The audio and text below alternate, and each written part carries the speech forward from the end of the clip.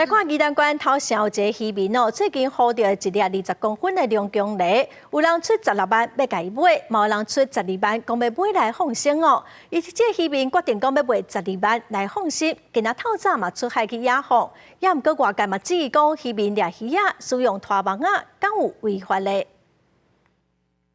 好来，放下去，放下去，放。渔民甲掠起来龙江鲅，搁放倒去海里，因为有人出12万的价钱来买，希望会当甲放生。头城的渔民林天明，钓一粒用拖网仔的方式，捕到一粒20公分的龙江鲅。这个消息出来了后，有人出16万的价钱要来买，毋过将其买，林天明也是选择卖互买来放生的人。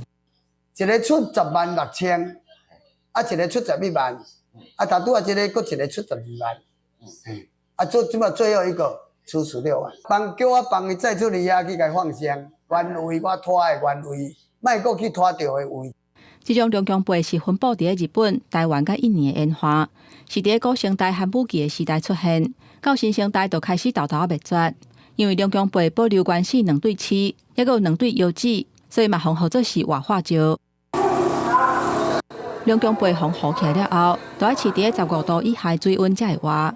渔民家放伫低温的水内底，嘛提供上诉，总算等到买的人。不过，这个事件嘛引起外界质疑，讲拖网的这个渔法应该要来禁止，避免破坏生态。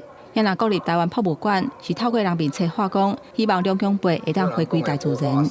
目前最主要是现在，渔民已经在有些从事渔捞化，已经在做相关的一个抵托事业，避免说直接进化造成他们的生计影响。目前宜兰县核准的拖网渔船有235只，依法伫3海里以内是禁止拖网啊。那50吨以上的渔船啊，是禁止伫12海里以内用拖网的方式来掠鱼啊。这个姓林的船长的行为，初步调查是无违法。官府讲，若向向禁止拖网的渔法，恐惊会影响渔民的生活，会配合中央的政策辅导转型。记者综合报道。